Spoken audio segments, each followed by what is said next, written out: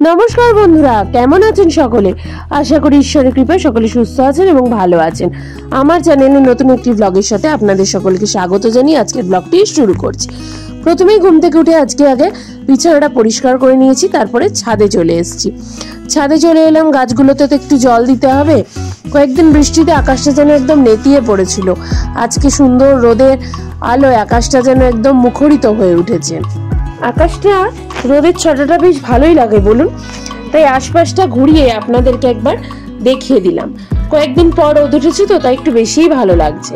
চলুন নিচে যাই। আপনাদের দাদাভাই আবার বাজারে গেছে, বাজার থেকে চলে এসছে। দেখুন কি কি নিয়ে এসছে: আলু, পেঁয়াজ, ঢেঁড়স, পটল, কুমড়ো, মোচা, আরো নানা রকম সবজি। চলো আজকে তোমাদের দেখিয়ে দিই কি কি রান্না করব। আলু ভাজবো, পটল ভাজবো, ঝিঙে আর উচ্ছে দিয়ে তিতর ডাল করব। আর ওখানে হচ্ছে কপি ডাঁটাটা কেটে রেখে দিয়েছি ছোট ছোট করে।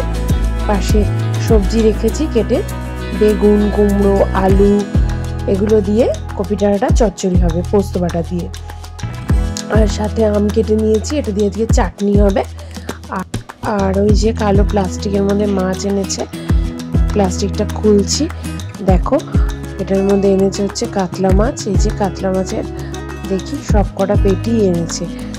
এই পেটি দিয়ে জানো তো খুব ভালো দই কাতলা হয়, কিন্তু এই মুহূর্তে ঘরে দই নেই, আর দইটা ঠিক এক্ষুনি আনা যাবে না, তাই এমনি মাছের ঝোল করবো।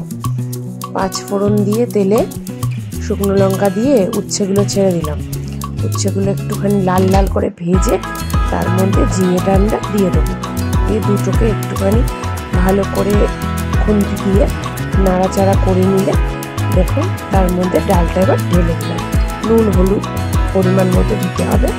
এবার এটা হতে থাক, আস্তে আস্তে হতে থাকবে। এবার এটা প্রথমে হাই ফ্লেমে, তারপর লো ফ্লেমে একটু ফোটাতে হবে। চলুন এটা হতে থাকুক, আমি আপনাদের সাথে একটু গল্প করে নিই। বন্ধুরা, আমার ভিডিওগুলো কীরকম কি লাগছে আমাকে একটু কমেন্ট করে জানিও, তাহলে আমারও একটুখানি উৎসাহ বাড়বে যে কীরকম কি করতে পারছি আমি। আমার ভিডিওগুলো ভালো লাগলে লাইক করে শেয়ার করে দিও, আর আমার চ্যানেলটাকে সাবস্ক্রাইব করে দিও। পাশে থাকা বেল বাটনটা প্রেস করে দিও, যাতে আমার ভিডিও পোস্ট হলে সবার আগে নোটিফিকেশন তোমার কাছে পৌঁছে যায়। দেখলে মাছগুলো ভাজা হচ্ছে, সাথে এখানে পটল ভাজা হচ্ছে। ওদিকে ডালটা বোধহয় হয়ে গেল। চলো দেখি। হ্যাঁ ঠিক তাই, টকবক করে ফুটছে। এবার এটার মধ্যে একটু কাঁচা আদা ছড়িয়ে আর একটু চিনি দিয়ে এটা নামিয়ে নেবো।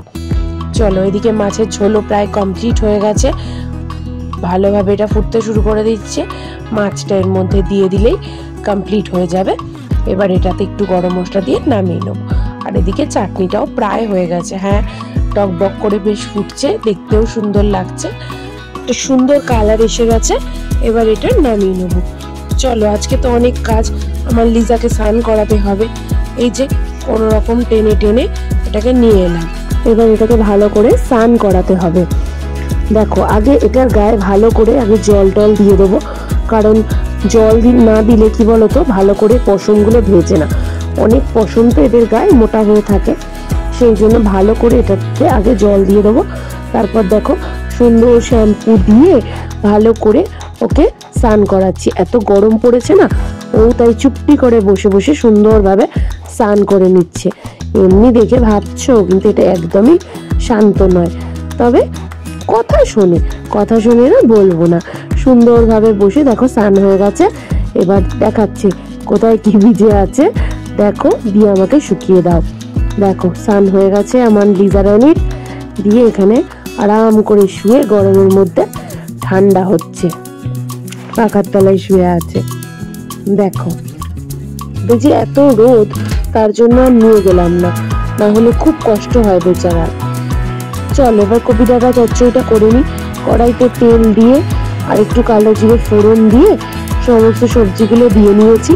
সবজিগুলো আস্তে আস্তে করে ভাজা হচ্ছে, একটুখানি এগুলো ভাজা হয়ে গেলে কপি ডাঁটাটা দিয়ে দেবো। দেখো দিয়ে দেওয়া হয়ে গেছে, কপি ডাঁটাটাও একটুখানি ভেজে নেওয়া হচ্ছে। তার মধ্যে নুন হলুদ একে একে অ্যাড করে দেবো। নুন হলুদ দেওয়া হয়ে গেছে, দেওয়ার পরে এতে হালকা করে একটু জল দিয়ে দিলাম। দিয়ে এবার এটা চাপা ঢাকা দিয়ে রান্না হতে থাকবে। চলো এটা কষতে থাক, আর আজকে সন্ধেবেলায় কি কি করলাম তোমাদের দেখাই। দেখো, মেয়ে নাতনি বৌমার আবদারে বর গেল কিছু টিফিন নিয়ে আসতে। খুব সুন্দর সুন্দর চপ নিয়ে এসেছিল, যেগুলো হচ্ছে ফিশ ফিঙ্গার এনেছিল, তারপর ওটা ডিমের চপ, কিন্তু আবার মাঝখানে চিকেনের পেস্টের লেয়ারিং করা, দারুণ খেতে। আর পাশেরটা হচ্ছে চিকেন বল, আর সাথে একটু কাসুন্দি নিয়ে নিয়েছি, আর হচ্ছে পুদিনা পাতার যে চাটনিটা দিয়েছিল সেটা নিয়ে নিয়েছি। দারুণ খেতে ছিল চপগুলো, কি বলবো তোমাদের। আর এই ছোচাটা তো পাশে বসে আছে, বসে বসে দেখছে যে ওকে কখন একটু দেওয়া হবে। চপ তো দেবো না, চপের মধ্যে যে ডিমটা রয়েছে ওটাই একটু দিলাম। চলো, এদিকে তো এই তরকারি হয়ে গেছে, এর মধ্যে আলু সিদ্ধ হয়ে গেছে। এবার সুন্দর করে এর মধ্যে পোস্ত বাটা আর কাঁচা লঙ্কা বাটাটা দিয়ে দিলাম। এবার এটাকে একটুখানি ভালো করে নেড়ে, বেশিক্ষণ নাড়া যাবে না কারণ এতে একটু সর্ষেও দেওয়া থাকে, তিতো হয়ে যাবে।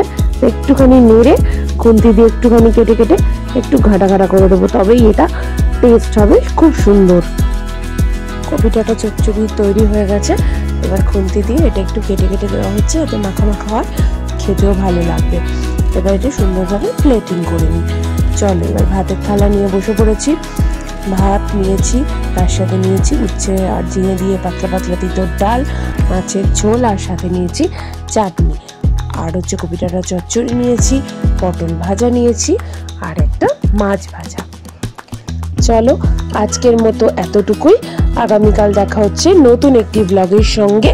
ততক্ষণ সকলে সুস্থ থেকো, ভালো থেকো এবং নিজের খেয়াল রেখো। চলো, টাটা।